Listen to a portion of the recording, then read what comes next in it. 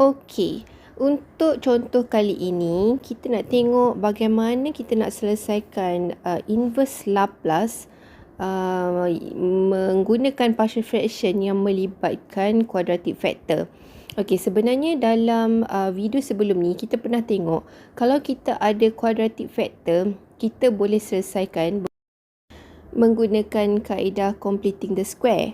Okey, jadi sebenarnya kita akan apply completing the square di dalam soalan yang melibatkan quadratic factor menggunakan partial fraction. Okey, so kita tengok kalau contoh kita ada dalam example 1, denominator kita ada s plus 1 dan juga ada s squared plus 1. So bentuk ini kita boleh check dekat formula kita di sebelah kiri, tak ada bentuk yang sama. Okay, tapi kalau separately dia ada. S tambah 1 ada. S kuasa 2 tambah 1 pun ada. Okay, so macam S kuasa 2 tambah 1 tu kita boleh tengok dekat sini lah. Ada S kuasa 2 tambah 1. So 1 ni sama juga dengan 1 kuasa 2. Okay, kita boleh jadikan 1 di sini sebagai 1 kuasa 2. Okay, jadi tak ada yang sama bentuk. So kita akan jadikan fraction ini sebagai partial fraction terlebih dahulu. Tapi kalau nak jadikan dia partial fraction, okey, kalau saya buat sama dengan kat sini. Okey, sama dengan. Jadi kita tengok denominator yang bawah ni ada s plus 1. Jadi ini adalah bentuk linear sebab dia tak ada apa-apa kuasa di luar dan di dalam kurungan. So untuk bentuk linear kita boleh tuliskan dia menjadi a per s plus 1. Okey, untuk yang lagi satu, S kuasa 2 tambah 1, ini adalah bentuk kuadratik. Okey, dia bukannya repeated tapi ini adalah kuadratik sebab kita tengok dia ada S kuasa 2. Okey, kat sini tak ada S lah. So, sebab tu dia bukan repeated linear. Okey, ini adalah kuadratik. Dan kita tak boleh factorizekan dia. Kalau tekan calculator, dekat calculator tu akan ada number, imaginary number. Means kita tak boleh factorizekan dia directly lah. So apa kita kena buat? Kita kena jadikan dia partial fraction. Dan kalau anda ingat lagi partial fraction yang berbentuk kuadratik, kita perlu letak BS tambah C, okay, per dengan S kuasa 2 tambah 1. So kalau kuadratik, atasnya kita kena letak 2, B dan C. So salah satu kena letak S. Okay, and then baru kita boleh teruskan. So dekat sini kita boleh pecahkan lagi menjadi dua fraction. Okay, kita boleh tulis dia sebagai sama dengan A per S plus 1. Yang ini akan menjadi BS per S kuasa 2 tambah 1 tambah C per S kuasa 2 tambah 1. Okay, kita separatekan. Dan sekarang kita perlu mencari ketiga-tiga nilai A, B dan C. Okey, kita tulis semula 2S kuasa 2 tambah S tambah 1. Jadi kalau equation di sebelah kiri, yang denominator, kalau saya pindahkan ke kanan, dia akan darabkan dengan semua yang berada di sebelah kanan. So A akan potong S plus 1, S plus 1. So yang tinggal A S squared plus 1 untuk A. BS, okay, kita ada BS. Yang ini S kuasa 2 tambah 1 akan potong. So akan darab S plus 1 sahaja. Yang ini C S kuasa 2 tambah 1 akan potong. So yang tinggal hanya CS plus 1. Okey, dari sini kita boleh expand kan. Kalau senang untuk kita mencari koefisien nanti, sini ada AS squared plus A. Okey, A darab 1 sama dengan A.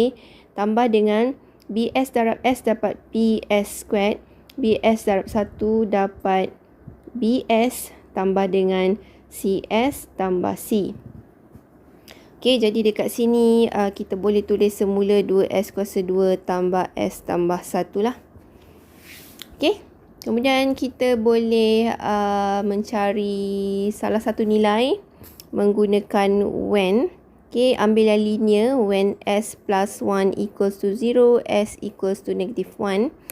Kita gantikan, kalau saya suka gantikan dekat row yang ini. Okay, sebab dia dalam kurungan. So, saya boleh tengok S plus 1 sama dengan kosong. Jadi, S plus 1 kosong, maksudnya B kosong. S plus 1 kosong, C kosong. So, saya hanya dapat A sahaja. Okay, jadi saya salin yang ini sahajalah. So, S kuasa 2 kita ganti. 2 negatif 1 kuasa 2 tambah negatif 1 tambah 1.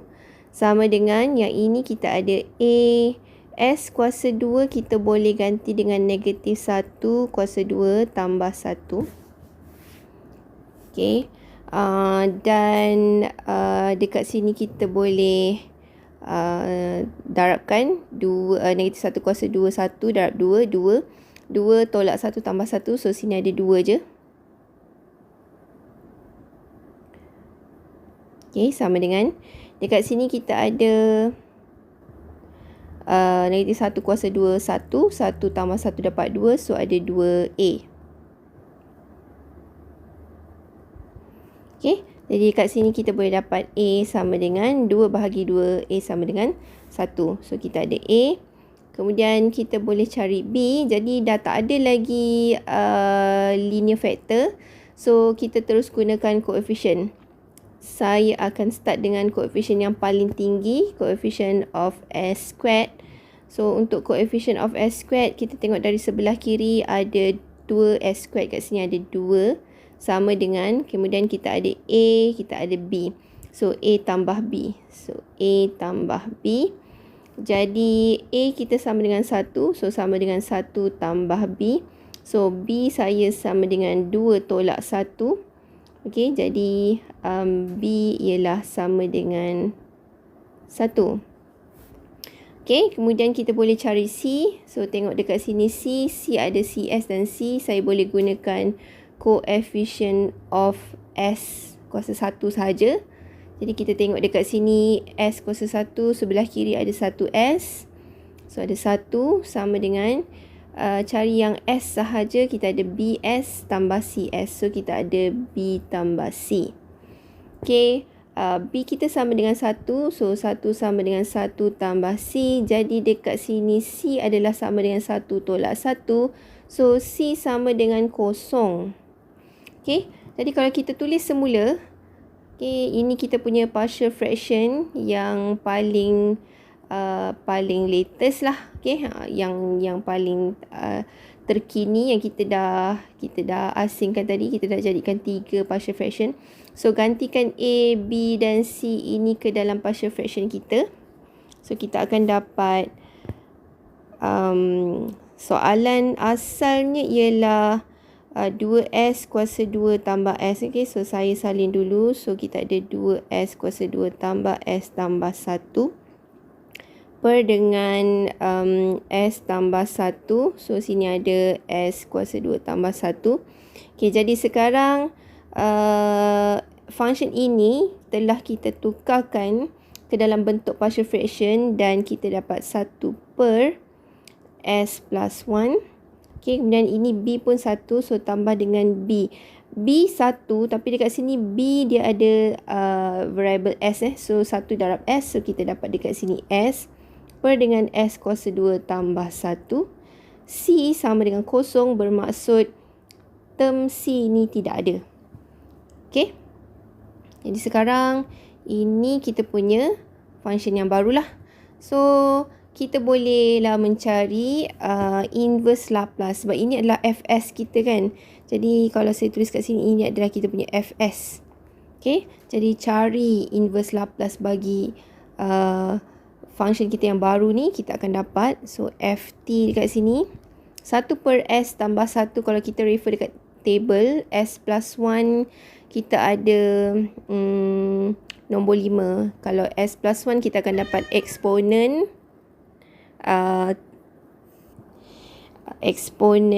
negatif 1. Negatif 1 sebab A kita 1. So, negatif 1T. So, negatif T sahajalah.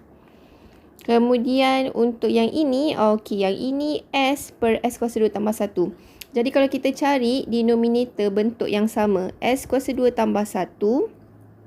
Okey, kita ada nombor 9 atau nombor 10, tapi atas kita ada S. So kita tengok nombor 10. Okay. Tapi dekat sini S kuasa 2 tambah 1. 1 ni kita boleh juga tuliskan sebagai 1 kuasa 2. Sebab 1 kuasa 2 ni juga adalah sama dengan 1. So, kita boleh referkan ini kepada table formula nombor 10. So, kita akan dapat cos omega T. Omega kita adalah 1. Jadi, dekat sini kita akan dapat cos T. So, itulah jawapan kita. Inverse Laplace bagi function ini.